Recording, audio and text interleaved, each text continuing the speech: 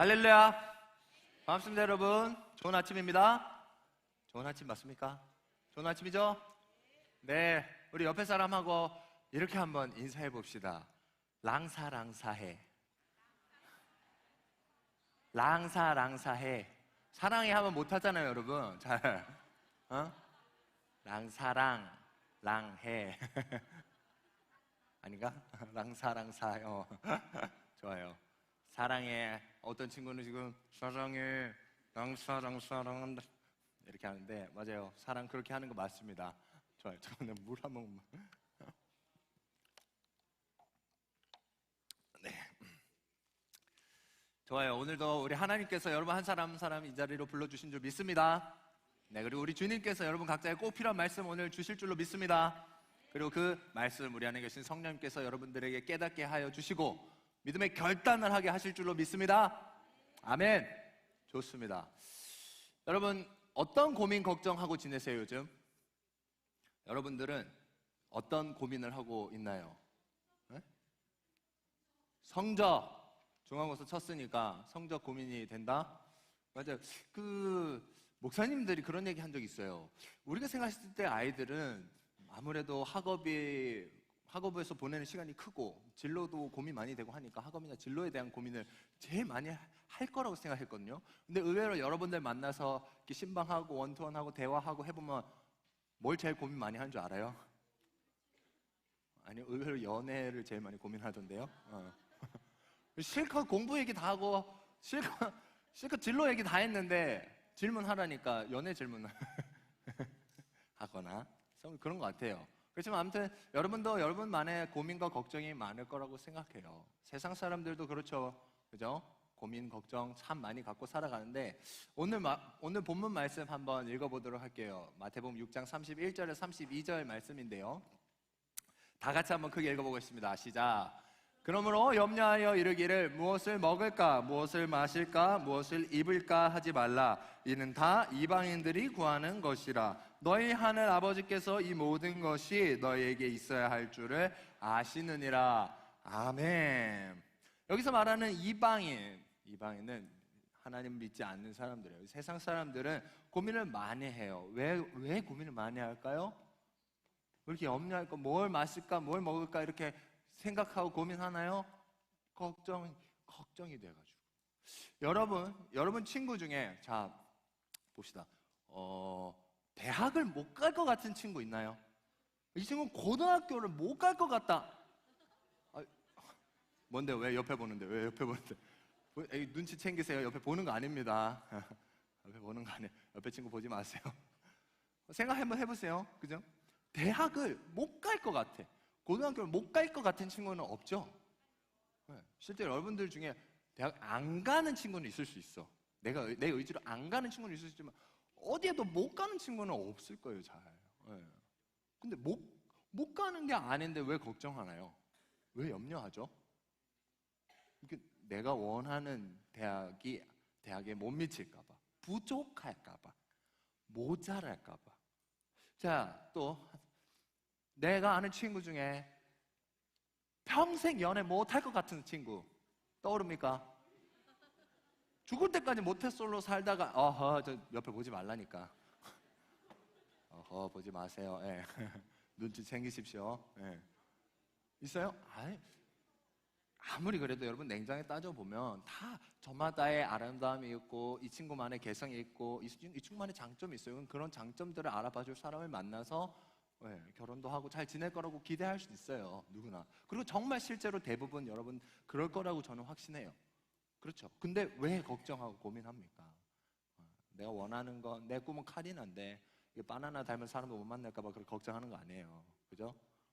내가 원하는 사람 못 만날까 봐, 부족할까 봐, 그러니까 모자랄까 봐.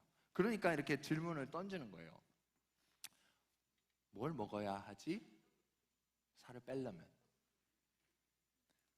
뭘 마셔야 하지? 졸지 않고 공부하려면. 뭘 입어야 하지? 사람들한테 잘 보이려면. 이렇게 고민하는 거예요. 근데 이렇게 고민하고 사는 삶, 이런 고민만 하는 삶은 어떤 삶이, 누군가의 삶이라고 오늘 말씀이 말하나요? 하나님 말씀하시나요? 이방인들의 삶이라는 거예요. 그러면 우리 하나님을 믿는 사람들, 예수님을 믿는 사람들, 그리스도인들은 어떻게 살아가야 할까요? 마태복음 6장 33절, 아까 31, 32 읽었죠? 다음 33절입니다. 다 같이 한번 읽어보도록 할게요. 마태복음 6장 33절. 그런즉 너희는 먼저 그의 나라와 그의 의를 구하라. 그리하면 이 모든 것을 너희에게 더하시리라. 아멘. 우리는 어떻게 살아야 한대요? 먼저 그의 나라와, 하나님의 나라와 그의 의를 구하라고 말씀하세요. 구하다, 구하다. 헬라어로 제테오라고 하는 단어인데 찾다, 구하다. 결국 궁극적으로는 추구하다는 뜻이에요. 그래서 너희는 먼저 그의 나라와 그의 의를 추구하라라고 해도 의미가 맞아요. 추구하라. 근데 이런 오해를 할 수 있어요. 좋아요. 먼저 하나님의 나라와 의를 구한다. 그러면 내가 하루 종일 기도만 하면 되나? 모든 일이 풀어지나? 뭘 먹고 뭘 마셔야 하고 뭘 입어야 할지 내 오늘 삶에 대한 어떤 문제의 고민들을 하지 않아도 되나? 그런 말씀은 아니에요. 그건 오해예요. 기도만 하고 있는 게. 그런 고민을 하는 것 자체가 문제인 거는 아니에요. 뭐가 중요하냐? 먼저라고 하는 거.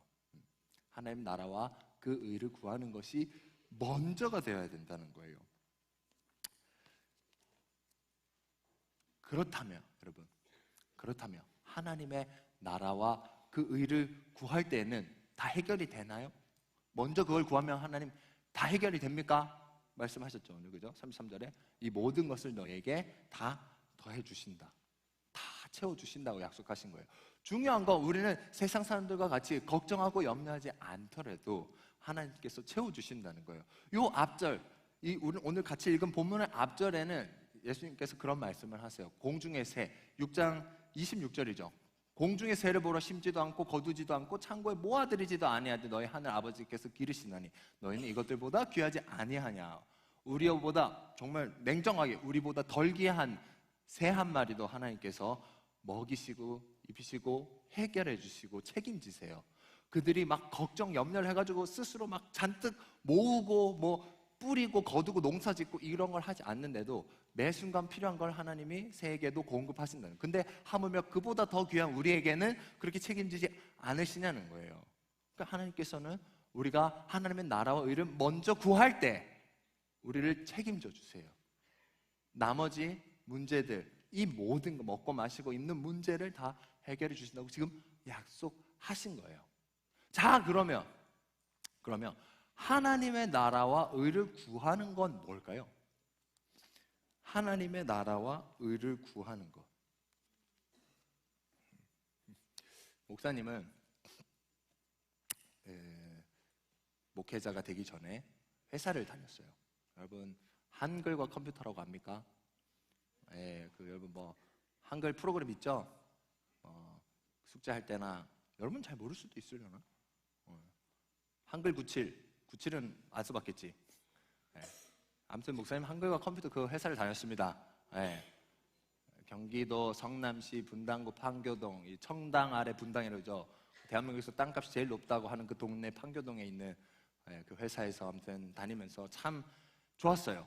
회사도 너무 좋고 사람들도 사실은 다 좋은 분들이었어요.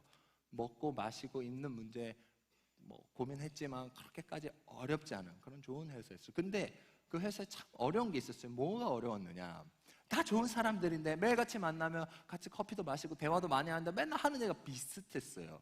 돈 얘기, 어떻게 하면 돈 많이 벌지, 어떻게 하면 부자가 되지, 또 여자 얘기, 사람 얘기, 맨날 그런 얘기를 하는 거예요. 그런 얘기가 재미없었던 건 아니에요. 목사님도 재밌었어요. 좋았어요. 유익한 정보도 있고 서로 사는 얘기하고 안부 나눌 때는 재밌었어요. 좋았어요. 근데 목사님 신앙이 아주 대단한 건 아니었어요. 아주 대단한 건 아니었는데도 하나님 얘기가 좀 하고 싶었어요. 하나님 얘기가 좀 하고 싶었어요. 이 사람들하고. 근데 목사님이 하나님 얘기를 꺼내면 사람들 별로 안 좋아하더라고. 민우 씨는 뭐 시대가 어느 시대인지 뭐 그런 얘기를 하냐고. 제가 뭐 사랑이라는 걸 얘기하면 어떤 과장님은 저한테 그런 얘기 하더라고. 민우 씨, 사랑? 요즘도 그런 거 얘기하는 사람이 있나? 사랑이라는 게 어디 있어요? 다 자기 만족 아니야? 그러더라고. 길에 동냥을 하는 사람이 있어. 길거리 동냥하는 사람한테 내가 1,000원짜리 주고 동량을 해줬다. 예를 들어. 그러면 이건 사실 사랑이 아니라 자기 만족이지. 그게 어떻게 사랑이라고 해석할 수 있냐는 거예요. 제가 또 발끈했죠. 네, 사랑 있습니다. 과장님 사랑 있습니다. 그래서 막 그때 막 화가 나가지고 하려고 했던 얘기는 아닌데 막 화가 나가지고 아니 과장님 아들이 만약에 물에 빠졌습니다. 물에 빠져 허우적 대고 있는데 어떤 사람이 구해줬어요. 과장님 아들을. 그러면 과장님 그렇게 생각하시겠네요. 자기 만족으로 구했으니까 내가 고마워할 필요 없겠다라고 생각하시겠네요. 안 고마우신가요? 그럼 그걸 뭘로 설명할 수 있나요? 사랑 아닌가요? 그러니까 또 옆에 있던 우리 차장님이 어디에 그 자식을 건드리나 그러고 또 아무튼 시게 혼났었습니다. 근데 그렇게 입씨름이 되는 거예요. 내가 하고 싶은 얘기만 하면 거기서는 약간 우리 사이 너무 좋은데 자꾸 입씨름을 하게 되는 거예요. 그러니까 언제서부터가 좀 불편해하시더라고요. 아, 윤씨 그건 또 그 얘기한다 이렇게 되는 거예요. 그래서 어느 순간에 저도 모르게 그러면서 회사 생활 하는데 뭐 이상한 일들이 막 일어났어요. 막 정말 괜찮던 분이 정말 어떤 뭐 말할 수 없는 어떤 죄악들로 막 타락하고 떨어져 나가고 이런 여러 가지를 제가 보면서 참 다 좋은데 하나님을 더 먼저 찾고 싶다는 생각이 들었어요. 그래서 퇴사를 이렇게 결심하고 그냥 사표를 써버렸어요. 뭐 대안이 없었어요. 다들 저한테 그렇게 조언하더라고. 아니 민수 씨 대책을 마련하고 사표를 써야지. 왜 다른 어디 직장 옮길 때를 마련하지 않고 사표를 자꾸 쓰라고 하냐고 뭐 그랬는데 그냥 써버렸어요. 네. 그리고 고향으로 내려왔어요. 아니나 다를까 실제로 먹고 살고 입는 문제는 어려워졌죠. 그래서 멀쩡하게 30 다 된 사람이 이렇게 돈 벌다가 또 알바하기도 하고 뭐 그랬어요. 근데 그때 저에게 시간이 정말 많이 주어졌고 인생에 처음으로 1순위로 하나님의 말씀을 읽기 시작했고 그 말씀에서 은혜 받고 하나님을 뜨겁게 만나고 그 하나님의 사랑 때문에 목회자가 된 거예요. 네. 목회자가 됐다고 해서 먹고 살고 뭐 이렇게 먹는 문제, 입는 문제, 마시는 문제가 해결이 됐느냐?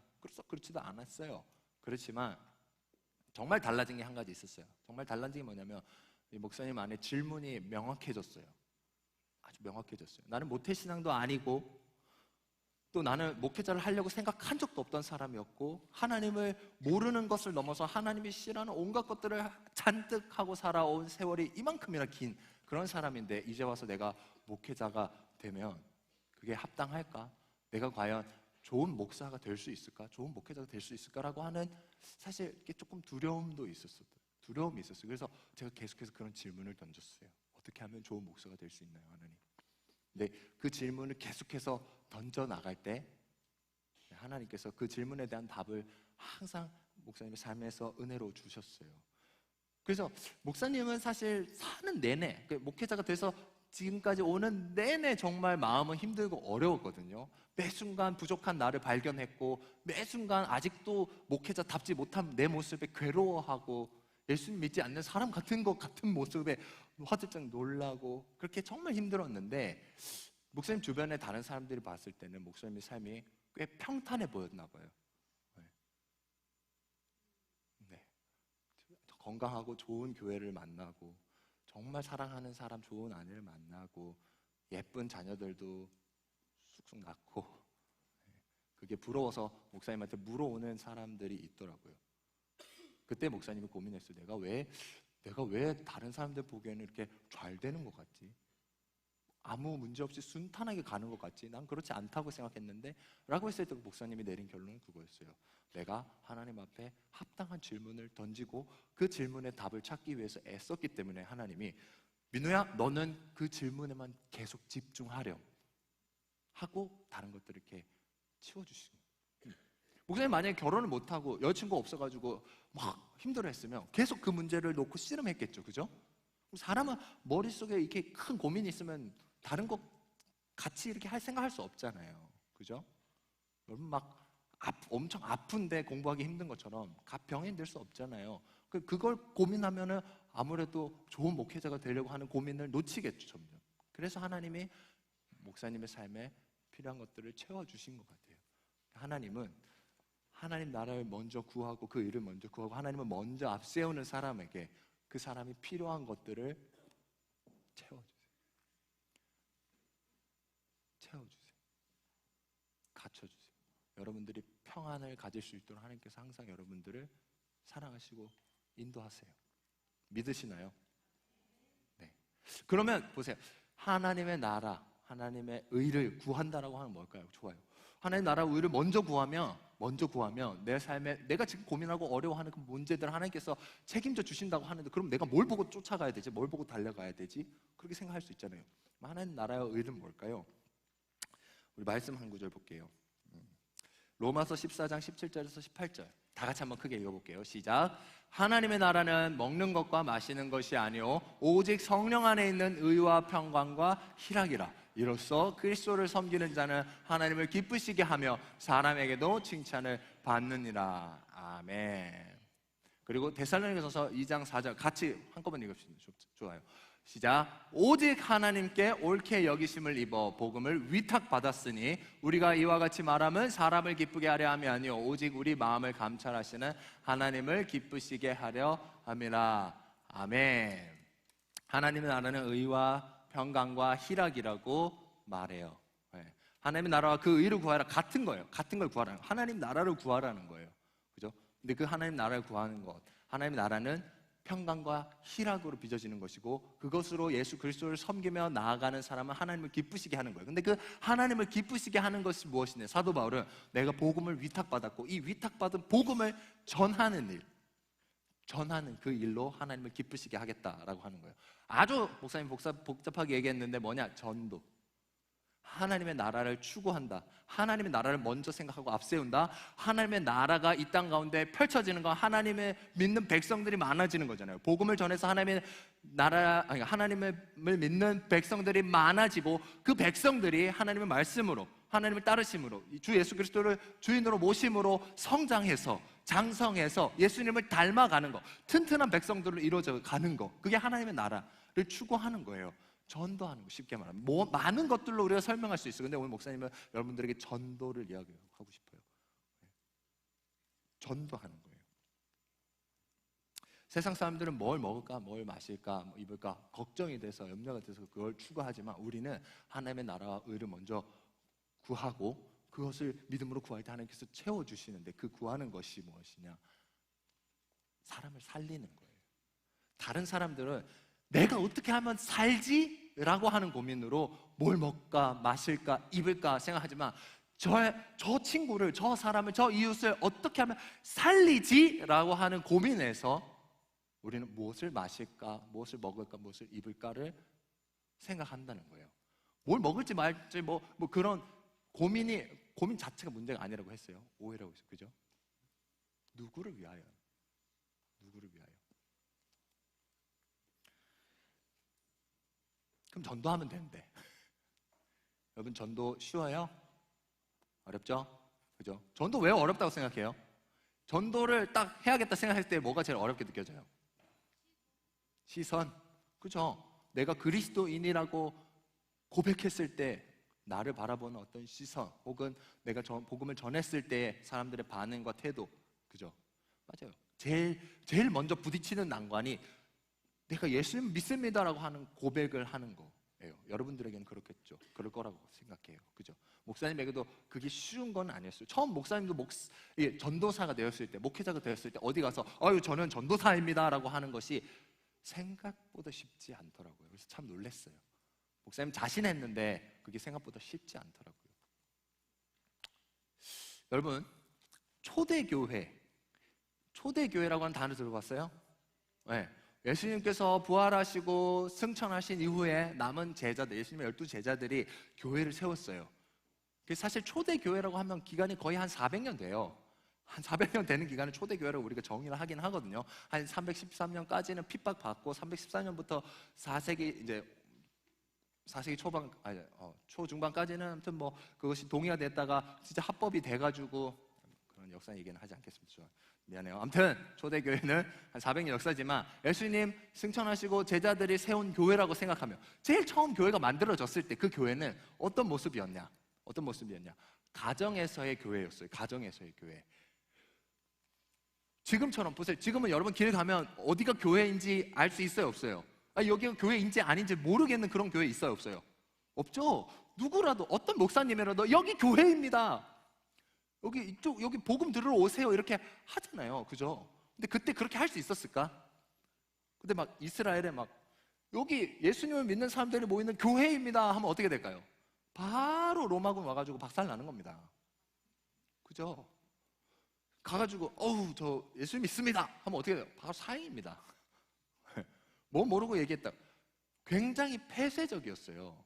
내가 예수 그리스도 얼마 전까지 그 논란을 일으키다가 십자가에 못 박혀 죽은 그 사람을 나는 아직 믿는다. 이 나라의 지도자들이 십자가에 못 박아 죽인 그 사람을 나는 따른다라고 고백하는 건 목숨을 거는 일이에요. 그러면 아무나 붙잡고 예수 믿으세요? 큰일 나죠. 어떻게 했을까요? 어떻게 했을까요? 교회라고 광고도 못해. 교회 오라고 말도 못해. 예수 믿는다, 내가 예수 믿는 사람이라고도 말을 못한단 말이에요. 어떻게 했을까요? 삶으로, 제일 먼저 삶으로 드러났어요. 삶으로. 여러분, 그때 이 로마 시대 그때는 계급이 분명하게 있을 때였어요. 계급 사회였어요. 귀족이 있고 평민이 있고 노예가 있었습니다. 그러면 밥을 먹으면, 제가 사진을 부탁드렸었는데 사진 혹시 좋습니다. 감사합니다. 옛날에 고대 이스라엘 시대에는 사람들이 저렇게 밥을 먹었어요. 우리는 식탁에 앉아서 먹거나 하잖아요. 근데 저렇게 이렇게 누워서 먹거든요. 근데 어느 집에 초대돼서 이렇게 파티가 열렸어요. 연애를 벌이잖아요. 그러면 이 자리를 내가 앉고 싶은데 앉는 게 아니에요. 정해져 있어요. 자리가, 내가 앉을 자리가. 올 수 있는 사람도 정해져 있고 왔는데도 자리가 정해져 있어요. 근데 그 자리를 누가 정하냐? 호스트, 집 주인이 정해요. 근데 그 정하는 순서는 주인이 생각하기에 높은 사람, 서열이 높은 사람, 계급이 높은 사람 순서예요. 근데 보세요. 여기서부터 순서대로 쭉 돌아간다고 합시다. 근데 여기 귀족이 앉는데 여기 끝에 노예가 앉을 수 있을까 없을까? 노예는 같이 앉지도 못해요. 발이나 닦고 있지. 밥 먹고 있으면 뒤에서 발 닦는 거예요. 노예는 앉지도 못하죠. 절대. 근데 희한하게 어떤 귀족은 집에 초대를 받아서 갔는데 내가 말하지도 않았는데 자기가 가서 제일 끝자리에 앉는 거예요. 누가 봐도 여기서 제일 앞쪽에 1번 아니면 2번 아니면 3번에 앉을 만한 사람인데 갑자기 제일 끝에 가서 앉아. 누워. 난 여기가 좋습니다. 여기 하겠습니다. 그러는 거예요. 그러면 어떻게 될까요? 이상하죠? 신기하죠? 이 주인이 생각할 거예요. 저 사람 뭐야? 왜 바보같이 자기가 누릴 수 있는 권한을 포기하는 거야? 이렇게 생각할 거 아니에요. 그죠? 근데 그런 사람들이 등장한 거예요. 그 다음에 그때는 거룩한 입맞춤이라고 입맞춤 하는 문화가 있어요. 우리나라에는 입맞추지 않지만 지금도 뭐 유럽에 가면은 사람들 만나면 막 그라시아스 막 입맞추고 그러잖아요. 그죠? 그때도 이렇게 서로 입맞춤을 해요. 근데 절대적인 룰이 있어. 뭐냐? 귀족은 절대로 귀족하고만 입맞춤을 해요. 귀족은 절대로 평민이나 노예하고는 입맞추지 않습니다. 근데 어느 날 이상한 사람이 나타난 거야. 귀족인데 자기 노예한테 입맞춤을 한 거야. 일 다 하고 왔어? 고생했어. 입을 맞추는 거야. 그 사람들 옆에서 보고 기겁을 하는 거죠. 저 귀족은 도대체 뭐야? 저 사람 뭐야? 이렇게 된 거예요. 그리고 묻는 거예요. 당신 뭡니까? 당신 왜 그럽니까? 당신 도대체 뭘 따르고 있길래 그런 삶을 살고 있습니까? 라고 묻는 거예요. 그렇게 물어오는 사람에게 조금씩 나에 대해서 설명해주고 그렇게 서로 친해지고 관계가 깊어지고 어느샌가 이 사람이 내가 사는 삶의 방식을 동의하고 따라가고자 하는 것 같을 때에 믿음으로 결단하는 거예요. 어느 날 사실 나는 예수님을 믿는 사람입니다. 그리고 예수님을 믿는 사람은 이렇게 삽니다. 당신도 나와 같이 예수님을 믿겠습니까? 나와 같이 우리 집에 가서 예배를 한번 드려보겠습니까? 근데 그건 목숨을 건 제안이죠. 근데 그 사람이 만약에 아무리 신뢰했어도 이 사람 결국 예수당이었구만, 예수 믿는 사람이었구만, 내가 괜히 같이 엮였다가 나까지 피해받는 거 아니야? 하고 고발하면 어떻게 됩니까? 죽는 거죠. 저 사람 예수 믿는 사람입니다. 목숨 걸고 하는 거죠. 그렇지만 여러분, 그 초대교회 시대에 교회는 어땠나요? 놀랍게 부흥했습니다. 부흥. 우리가 생각하기에 아무 공부도 못하고 전달도 못하고 그런 시대인데도 부흥했어요. 삶으로. 그 베드로전서 3장 15절에 보면 베드로 사도도 이렇게 이야기해요. 너희 마음에 그리스도를 주로 삼아 거룩하게 하고, 먼저 거룩하게 하고 너희 속에 있는 소망에 관한 이유를 묻는 자에게는, 우리가 먼저 거룩하게 살아가고 있으면 우리가 갖고 있는 소망에 대해서 물어오는 사람이 있다는 거예요. 그러면 대답할 것을 항상 준비하되 온유와 두려움으로 하고. 삶으로 할 수 있어요. 삶으로. 여러분의 삶으로. 여러분이 하나님의 나라와 의를 구하고, 그래서 내가 복음 전하고 하나님 나라를 확장시키겠다라고 했을 때 가장 먼저 고려해야 될 건 여러분 삶을 바꾸기 시작하는 거예요. 여러분, 한 사람이 구별된 삶을 살기 시작하는 거예요. 모두에게, 여러분 학교 다니는 친구 모두에게 점심시간이 있어요. 모두에게 그 점심시간은 소중해요. 소중해요. 학원 다니는 친구들도 점심시간이 있겠죠. 소중해요. 그래서 다 학교에 수백 명 아이들이 다 저마다 가장 만족할 만한 것으로 그 시간을 채워요. 뭘 보든지 뭘 먹든지, 친구하고 뭐 얘기를 하든지 쉬든지 자든지 심지어 공부를 하든지 원하는 걸 채우죠. 근데 이상한 애들이 있어요. 그 귀한 시간에 모여서 기도를 합니다. 무엇을 위하여? 학교를 위하여. 아무도 학교를 위하는 사람이 없는, 수백 명이 있어도 이 학교를 위하는 사람이 아무도 없고 다 나만 위하고 내 대학, 내 진로, 내 공부만 위하는 곳에서 그 귀한 시간 떼어다가 기도하는 학생들이 있다고. 그게 우리 학교 기도 불시 운동이죠. 그죠? 구별되는 거예요. 벌써 구별되는 거예요. 묻는 거죠. 묻겠죠. 선생님들도, 신앙 없는 선생님도 좀 궁금하지 않을까요? 쟤네는 저렇게 힘들고 바쁘고 그런데 저 시간 떼가지고 왜 모여서 저러고 있나? 처음엔 그냥 이상할 수도 있고, 처음에는 뭐 그럴 수도 있겠죠. 그렇지만 구별되는 삶은 사람들에게 질문을 던지게 해요.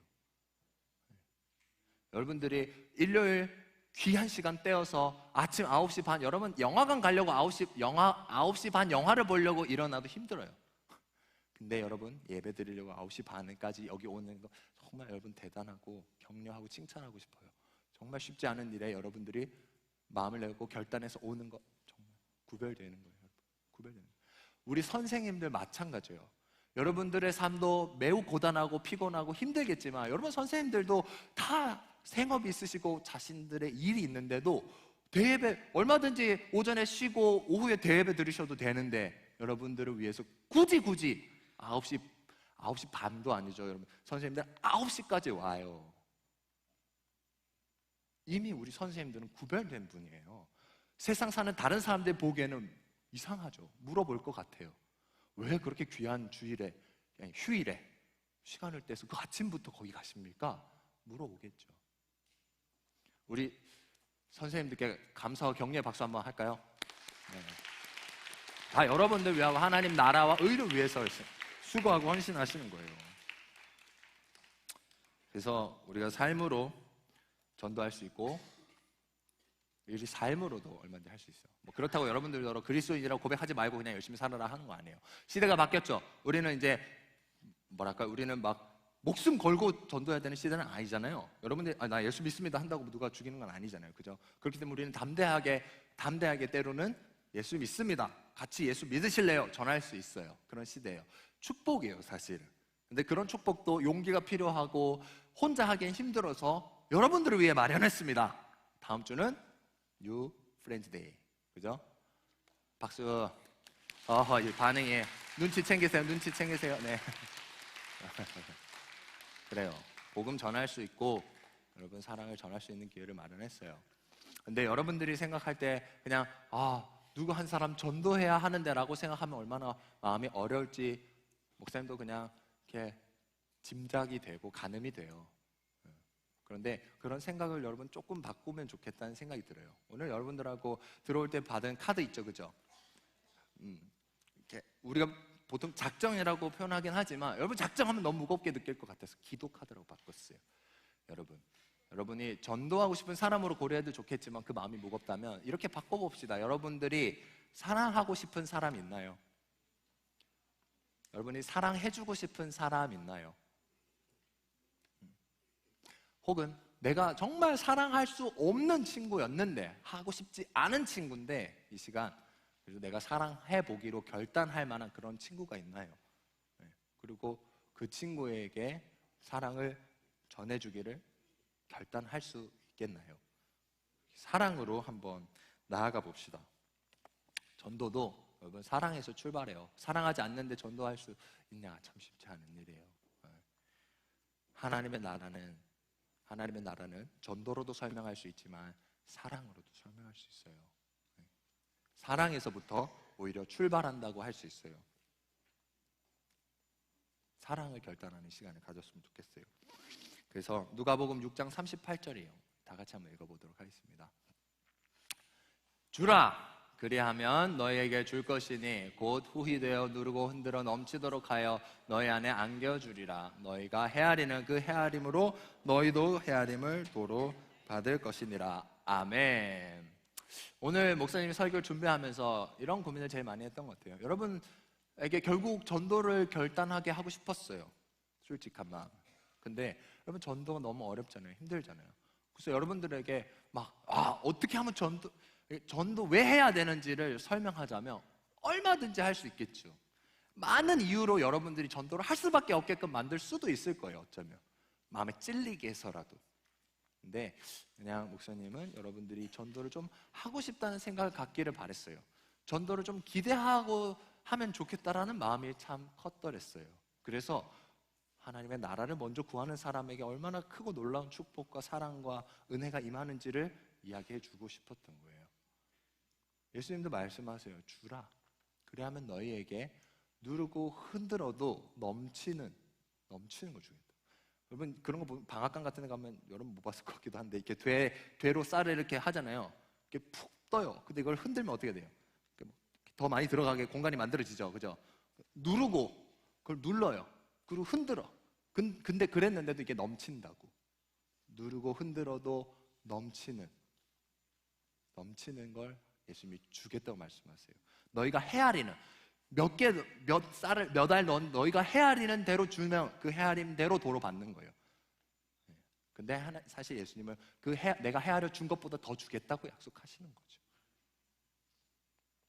그래서 여러분들이 하나님의 나라와 의를 먼저 앞세워 구하고 나아갈 때 하나님께서 반드시 여러분들에게 채워주시는데 결코 가볍게 채워주시는 것이 아니라 누르고 흔들어도 넘치도록 채워주실 거예요.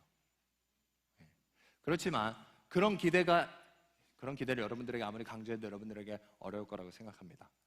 여러분들에게는 이 전도하는 일, 사랑하는 일 어려울 거라고 생각해요. 하지만 여러분 자연스러운 겁니다. 혹 지금 이 말을 들었을 때 여러분 안에 어떤 친구가 떠올랐어요. 근데 그 친구를 내가 사랑하려고 하니 내키지가 않아. 내 마음에. 사랑 없는데 어떻게 하란 말입니까? 싫을 수 있다고. 근데 그게 얼마는 정상이에요. 얼마가는 정상일 수 있습니다. 왜냐 항상 예쁘고 좋고 아름답고 내가 소중하게 여기는 그런 것만을 사랑하는 것이 우리의 사랑은 아니기 때문에 그래요. 예수님께서도 그렇게 사랑하셨습니다. 예수님께서도 이스라엘 백성들이 너무 예뻐서 그냥 마냥 좋아서 얘네만 보면 막 기뻐 자지러져서 막 걔네를 살리고 키우고 고치고 아픈 자 고쳐주고 막 죽은 사람 살려내고 그렇게 하신 건 아니에요. 시간 때문에 읽지 않겠지만 목자 없는 양같이 그들이 기진하고 고생하기 때문에 불쌍한 마음도 있었어요. 예수님께는. 그리고 한편으로는 그럼에도 불구하고 하나님을 폐역하는 그들이 아쉽기도 하고 속상하기도 하셨을 거예요. 그래서 예수님께서 십자가를 지셔야 할 때는 어떻게 고백했습니까? 마태복음 26장 39절이에요. 다 같이 한번 읽어봅시다. 시작. 조금 나아가사 얼굴을 땅에 대시고 엎드려 기도하여 이르시되 내 아버지여 만일 할 만하시거든 이 잔을 내게서 지나가게 하옵소서. 그러나 나의 원대로 마시옵고 아버지의 원대로 하옵소서 하시고. 아멘. 예수님이 십자가 지는 건 이스라엘 백성들이 너무 예뻐서 내가 그냥 걔네만 딱 생각해도 막 너무 그냥 다 주고 싶고 뭐든 해주고 싶고 그런 마음에서 십자가를 지신 게 아니에요. 예수님도 할 수만 있다면 그 잔을 내게서 멀리 떠나게 하여 주시옵소서. 그런 마음이셨단 말이에요.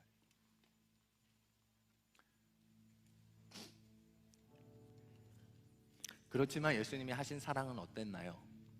십자가를 결국은 지시는 사랑이었죠. 그죠? 마음을 앞세우신 게 아니고요, 마음도 물론 없으시지 않습니다. 그렇지만 그 마음보다 결단과 의지를 앞세우셨죠. 하나님의 뜻대로 행하셨죠. 내 육신, 인간으로 왔기 때문에 내 육신이 외치는 게 있어요. 네가 왜? 네가 왜 굳이? 그 외치는 그 음성도 예수님이 분명히 들으셨을 거란 말이에요. 그렇지만 예수님은 그래서 나도 이 잔을 마시고 싶지 않다고 생각하고 않다고 느끼지만 그럼에도 십자가를 지신 건 하나님의 뜻대로 행한 거기 때문에 그래요. 포도원 주인에게 두 아들이 있었어요. 첫째 아들에게 말합니다. 얘야, 가서 포도원의 일을 좀 도와라. 얘 아버지 마음은 얘 아버지 가겠습니다 있었어요. 근데 안 갔어요. 둘째 아들에게 말했어요. 얘야, 너도 가서 포도원에서 일 좀 해라. 싫습니다 그랬어요. 싫습니다. 가기 싫은데요. 전 일하기 싫은데요. 그리고 안 가려고 했어요. 근데 마음이 그랬나 봐요. 혹 어떤 연유에서 이 둘째 아들이 돌이킵니다. 그리고 몸을 포도원으로 향해 나아갔어요. 예수님이 말씀하세요. 이 비유를 말씀하시고 예수님이 바리새인과 서기관들에게 묻습니다. 너희가 보기에 누가 아버지의 뜻대로 행하였느냐? 이르되 둘째 아들이니이다. 여러분, 마음이 없어도요, 때로는 하나님의 뜻대로 행하는 것이 올 때가 있어요. 많아요. 여러분, 그래도 이 목사님은 약간 알죠? 막 기대했어요. 막 조용히 우리가 마음에 정말 한 품은 한 친구가 떠올라서 말이 떨어지지 않고 그 친구 이름을 막 이를 악물고 쓰는 그런 모습을 기대했는데, 또 오늘도 하나님께서 우리에게 희락을 주시네요. 기쁨과 또 화평과 즐거움을 주시고 유쾌함을 주셔서 기쁘게 함께할 시간을 보내게 됩니다. 좋아요. 다 작성한 친구들 다 쓴 사람? 좋아요. 안 쓴 사람 손 들어보세요. 안 쓴 사람 손 들어보세요. 없죠? 다 썼죠? 다 썼으면 조용히. 자, 설교를 마무리하도록 하겠습니다. 말씀을 마무리하도록 할게요. 좋아요.